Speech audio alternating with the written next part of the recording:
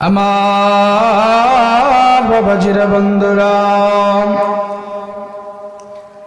সাদ সালামি রাদিয়াল্লাহু তাআলা আনহুর কথা শুনে আল্লাহ নবী বিশ্ব নবী রাহমাতুল লিল আলামিন ডাক দিয়ে বললেন, ও সাদ সালামি, তোমাকে কেউ বউ দেয় না, তোমাকে কেউ তার কন্যা দেয় না, বিয়ে করতে পারতেছ না, এজন্য তুমি হু হু করে কাঁদতেছ। ও সাদ সালামি, যাও যাও যাও, মদিনার সবচেয়ে সুন্দরী নারী, সবচেয়ে রূপসী একজন নারী আছে, আমর ইবনে ওয়াহাব আস-সাকাফির একজন মেয়ে আছে, যাও আমর ইবনে ওয়াহাব আস-সাকাফির কাছে যাও, গিয়ে বলো আমি মুহাম্মদ, আমি নবীজি তোমার পক্ষ থেকে বিয়ের প্রস্তাব দিয়েছি। হযরত সাদ সালামি রাদিয়াল্লাহু তাআলা আনহু আল্লাহর নবীর প্রস্তাব নিয়ে হযরত আমর ইবনে ওয়াহাব আস-সাকাফির কাছে গেলেন। গিয়া যখন আল্লাহ নবী বিশ্ব নবী রাহমাতুল লিল আলামিনের দাম প্রস্তাবটা পৌঁছালেন, আমর ইবনে ওয়াহাব আস-সাকাফি ওনাকে ফিরে দিলেন।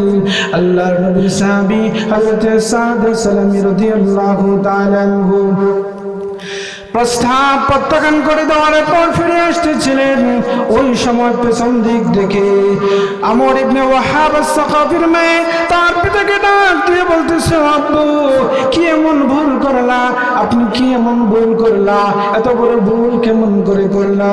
ও আব্বু, আপনি কি খেয়াল করেন নাই আল্লাহর নবী বিশ্ব নবী রাহমাতুল লিল আলামিন বিয়ের প্রস্তাব দিয়ে পাঠিয়েছেন, আপনি কিভাবে তাকে ফেলে দিলেন? আল্লাহ যা আব্বু, আপনি যদি মুক্তি পেতে চান, আপনি যদি সফল হতে চান, দৌড়াইয়া আল্লাহ রাসূলের দরবারে চলে যান। ওহী নাযিল হওয়ার আগে গিয়ে বলেন, আমি রাজি আছি বিয়েতে, আপনি আমার রাজিনামা সহ আপনি আল্লাহ রাসূলের দরবারে গিয়ে হাজির হন। আমর ইবনে ওয়াহাব আস-সাকাফি রাদিয়াল্লাহু তাআলা আনহু আল্লাহর নবী বিশ্ব নবী রাহমাতুল লিল আলামিনের কাছে গিয়ে বললেন, ইয়া রাসূলুল্লাহ, ইয়া হাবিবাল্লাহ, ও নবীজি, আপনি সাদ সালামিকে আমার দরবারে পাঠিয়েছিলেন, বিয়ের প্রস্তাব দিয়ে পাঠিয়েছিলেন। ও নবীজি, আমি খেয়াল করি নাই আপনি যে বিয়ের প্রস্তাব দিয়েছিলেন। ও নবীজি, আমি আমার ভুল বুঝতে পেরেছি।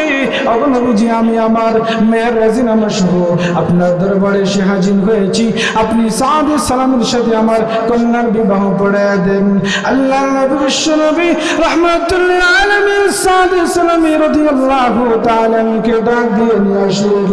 হযরত সাদ সালামি রাদিয়াল্লাহু তাআলা আনহুকে আমর ইবনে ওয়াহাব আস-সাকাফির মেয়ের সাথে বিবাহ পড়ায়া আলহামদুলিল্লাহ, আলহামদুলিল্লাহি ওয়াহদাহু ওয়াসসালাতু ওয়াসসালামু আলা মান লা নাবিয়্যা বা'দাহু। أما بعد فأعوذ بالله من الشيطان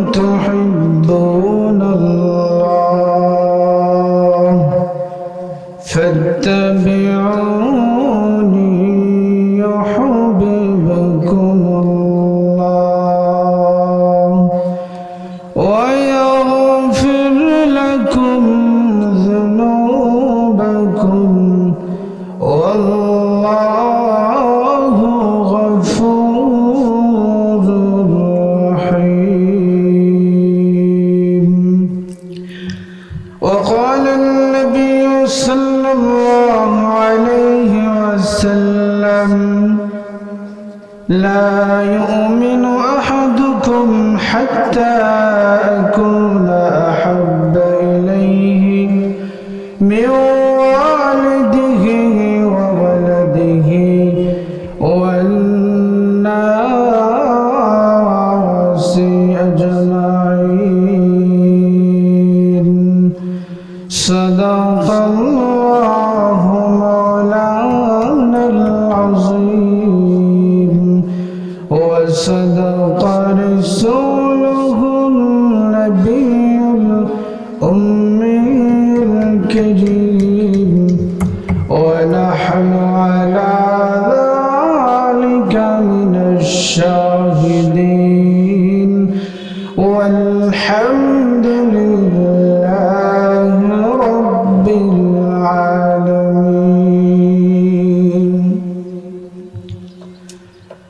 الحمد لله নবীগঞ্জ দারুল উলুম মাদ্রাসা ও এতিমখানা ওসমানী রোড নবীগঞ্জ পৌরসভা হবিগঞ্জের ৫৪তম বার্ষিক ইসলামী মহাসম্মেলনের চলমান অধিবেশনের সম্মানিত মুআজ্জাজ সভাপতি সাহেব, উপস্থিত মুরব্বিয়ানে আজম, যুবক ভাইরা, পর্দার আড়াল থেকে কান পেতে শ্রবণরত অত্যন্ত শ্রদ্ধেয়া সম্মানিতা মা ও বোনেরা, সর্বপ্রথমে মহান রবে করিমের নিকট অন্তরের অন্তঃস্থল থেকে কালিমাতুশ শুকর আদায় করি যে মহান রবে করিম এই বরকতময় মজলিসে দ্বীনি মাহফিলে আসার এবং বসার তৌফিক দান করেছেন। এজন্য অন্তরের অন্তঃস্থল থেকে কালিমাতুশ শুকর আদায় করি আলহামদুলিল্লাহ। মুহতারাম হাজরিন, পৃথিবীর এমন কোনো মানুষ নাই যে মানুষগুলো আল্লাহকে ভালোবাসে না, আল্লাহর ভালোবাসা, আল্লাহ তাআলার দয়া মায়া রহমত পেতে চায় না। হিন্দু, খ্রিস্টান, বৌদ্ধ, মুসলমান যারাই আছে সবাই আল্লাহকে ভালোবাসে, আল্লাহর ভালোবাসা পেতে চায়। আল্লাহ রসুল সাল্লাল্লাহু আলাইহি ওয়াসাল্লামের সময় ইহুদিরা গিয়েও আল্লাহ রসুলকে বলতো যে আমরা আল্লাহকে সবচেয়ে বেশি ভালোবাসি, আল্লাহ তাআলার ভালোবাসা দয়া মায়া পাওয়ার সবচেয়ে বড় হকদার হচ্ছে আমরা। খ্রিস্টানরা গিয়েও আল্লাহ রসুলকে বলতো আমরা সবচেয়ে বেশি আল্লাহকে ভালোবাসি, আল্লাহ তাআলার ভালোবাসা দয়া মায়া পাওয়ার সবচেয়ে বড় হকদার হচ্ছে আমরা। পৌত্তলিকরা যারা মূর্তি পূজা করতো তারাও আল্লাহ রসুলকে গিয়ে বলতো যে আমরা সবচেয়ে বেশি আল্লাহকে ভালোবাসি, এজন্য আমরা আল্লাহ তাআলার ভালোবাসা মায়া দয়া পাওয়ার জন্য আল্লাহর সাথে শরীক করে মূর্তি পূজা করে এদের উসিলায় আমরা আল্লাহর ভালোবাসা পেতে চাই। এইভাবে সবাই যখন আল্লাহ তাআলার ভালোবাসা পাওয়ার এবং আল্লাহ তাআলাকে ভালোবাসার দাবিদার হইল, আল্লাহ রাব্বুল আলামিন তখন আমার তিলাওয়াতকৃত আয়াতখানা নাজিল করে দিয়ে আল্লাহ রসুলকে জানায় দিলেন, হে রসুল আপনি বলেন যারাই দাবি করতেছে যে আমি আল্লাহকে তারা ভালোবাসে এবং আমি আল্লাহর ভালোবাসা তারা পেতে চায়, তাদেরকে বলে দিন তাদের জন্য একটা পদ্ধতি, একটা মাপকাঠি আমি দিয়ে দিচ্ছি। আল্লাহ বলেন, কুল ইন কুনতুম তুহিব্বুনাল্লাহা ফাত্তাবিউনি ইউহিব্বুকুমুল্লাহ। আল্লাহ বলেন, হে নবী বলেন যারা আমি আল্লাহকে ভালোবাসতে চায় এবং আমি আল্লাহর ভালোবাসা পেতে চাই তারা যেন ফাত্তাবিউনি, আপনি নবীর অনুসরণ করে, তাহলে কি হবে? আল্লাহ বলেন ইউহিব্বুকুমুল্লাহ, আমি আল্লাহ তোমাদেরকে ভালোবাসবো, ওয়াগফির লাকুম যুনুবাকুম, এবং জিন্দেগির সব গুনাহগুলো আমি আল্লাহ মাফ করে দিব। তাহলে এই আয়াতের মাধ্যমে আপনি ইহুদি ধর্ম গ্রহণ করে, খ্রিস্টান ধর্ম গ্রহণ করে, আর যত দিকেই যান না কেন সব পথ মত সব কিছু রহিত হয়ে গেল, একমাত্র শুধুমাত্র কেবলমাত্র একটা পথ খোলা রইল, সেটা হচ্ছে রসুলের অনুসরণ। এতে আপনি যদি আল্লাহকে বিশ্বাসও করেন এরপরে আল্লাহ রসুলকে না মানেন, অনুসরণ না করেন, তাহলে আপনার এই বিশ্বাস, আপনার এই ঈমান কাজে আসবে না, আল্লাহর দরবারে কবুল হবে না। আল্লামা কাজী সানাউল্লাহ ফানিপুতি রহমতুল্লাহি আলাইহি ওনার তাফসীরে নূরুল কোরআনের মধ্যে উল্লেখ করছেন যে এই আয়াতের ভিত্তিতে মানুষকে তিন ভাগে ভাগ করা যায়। এক নম্বর ভাগ হচ্ছে যারা আল্লাহকে বিশ্বাস স্থাপন করে, আল্লাহকে বিশ্বাস করে, আল্লাহর প্রতি ঈমান আনে এবং নবী মুহাম্মদুর রাসূলুল্লাহ সাল্লাল্লাহু আলাইহি ওয়াসাল্লামের প্রতিও বিশ্বাস স্থাপন করে এবং নবী মুহাম্মদুর রাসূলুল্লাহ সাল্লাল্লাহু আলাইহি ওয়াসাল্লামের আদর্শ অনুসরণ অনুকরণ করে থাকে।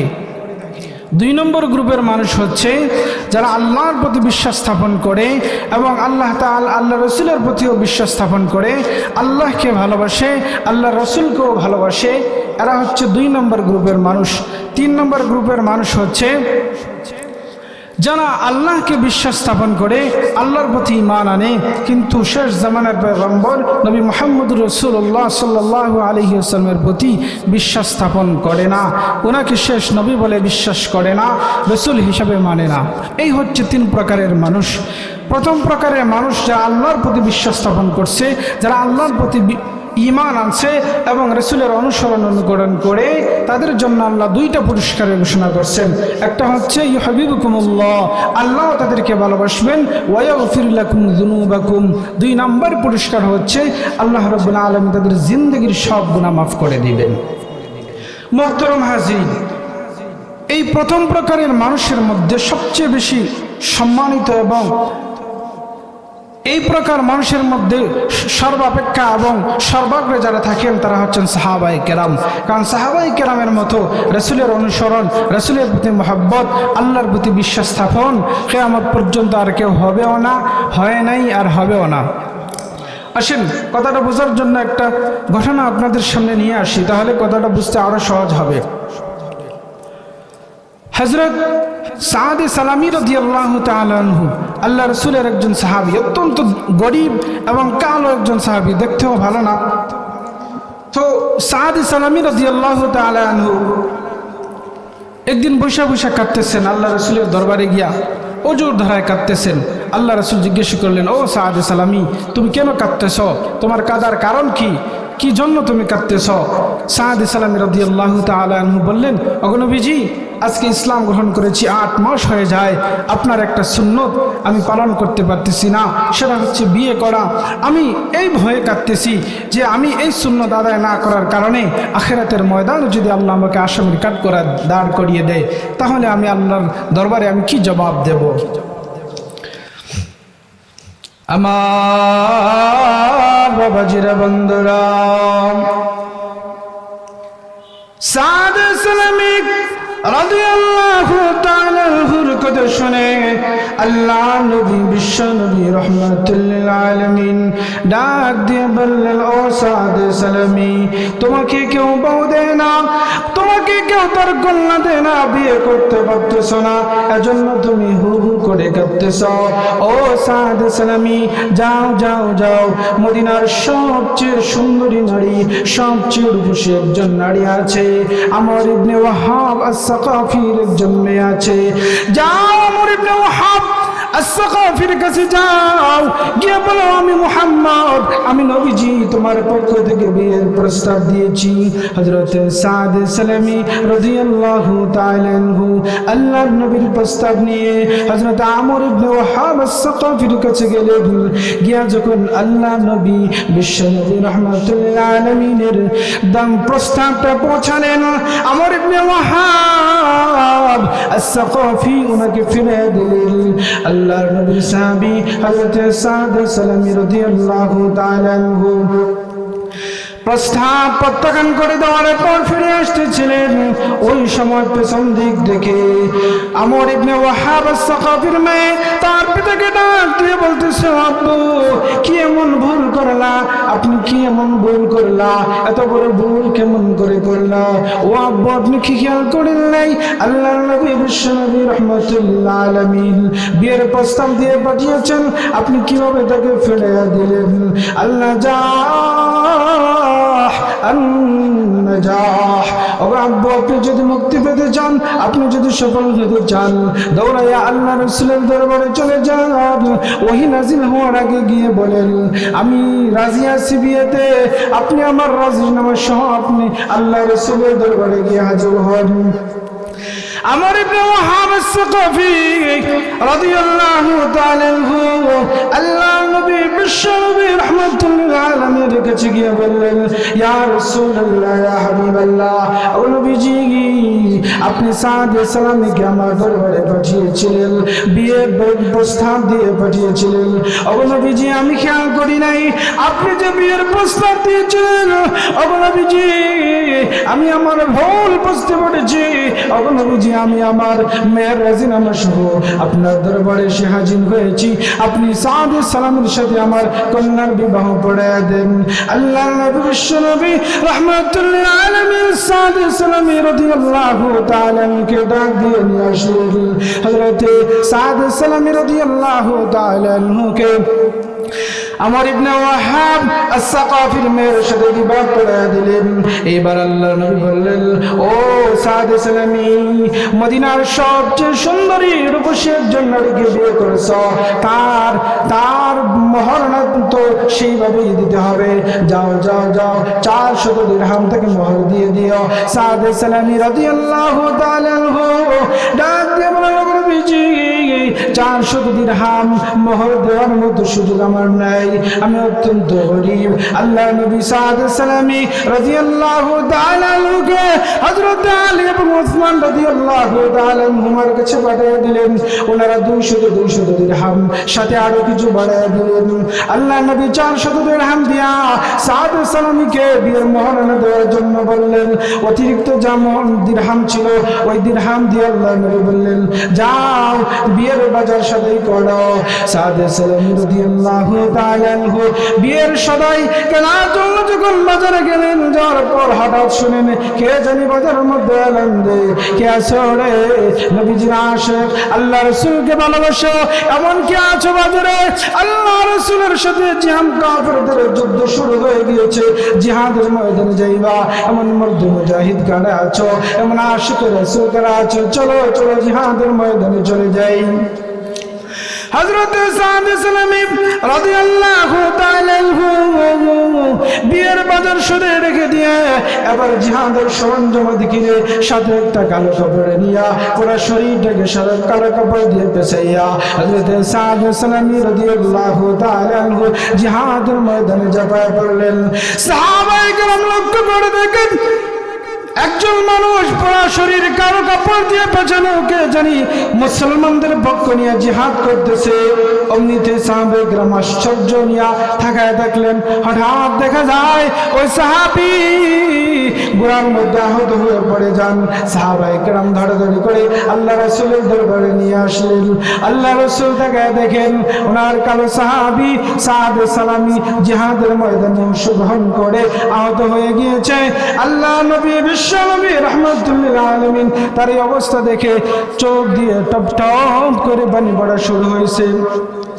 সাদ সালামী রাদিয়াল্লাহু তাআলা আনহু বলেন, ইয়া রাসূলুল্লাহ, ইয়া হাবিবাল্লাহ, ওগো নবীজি আপনি কাঁদতেছেন কেন? আল্লাহর নবী বিশ্বনবী রাহমাতুল্লিল আলামিন ডাক দিয়ে বলেন, ও সাদ সালামী, তোমাকে না আমি বিয়ে পড়ায় দিয়ে আসছিলাম, পুরো শরীরটাকে কালো কাপড় দিয়ে কেন পেছায় আসলা? সাদ সালামী রাদিয়াল্লাহু তাআলা আনহু ডাক দিয়ে বলেন, ইয়া রাসূলুল্লাহ, ইয়া হাবিবাল্লাহ, ওগো নবীজি আপনি আমাকে বিয়ে পড়াইয়া দিয়ে আসছিলেন, বউটা নিয়ে আসার তারিখ ছিল। ওগো নবীজি আপনি আমাকে জিহাদের ময়দানে দেখার পর কি জানি আপনি যে আমাকে জিহাদের ময়দান থেকে ফিরিয়ে দেন। আপনি যদি আমাকে জিহাদের ময়দান থেকে ফিরিয়ে দেন, ওগো নবীজি আমি তো আপনাকে মুহাব্বত করি, আমি আপনাকে যে ভালোবাসি এটা প্রমাণ করতে পারবো না, এজন্য আমি পুরো শরীরটাকে কালো কাপড় দিয়ে পেছায়া জিহাদে অংশগ্রহণ করেছি। আল্লাহ নবী বিশ্ব নবী রাহমাতুল্লিল আলামিন এই অবস্থা শুনে চোখের পানি আর সামলা রাখতে পারলেন না, টপ টপ করে অঝর দ্বারা চোখ দিয়ে পানি পড়তেছে। আল্লাহ নবীর কোলে হযরত সাদ সালামী রাদিয়াল্লাহু তাআলা আনহু শাহাদাত বরণ করলেন। শাহাদাত বরণ করার পর আল্লাহ রাসূল সাল্লাল্লাহু আলাইহি ওয়াসাল্লাম কিছুক্ষণ পর মুস্কি হাসি দিলেন, আবার চেহারাটা ফিরিয়ে নিলেন।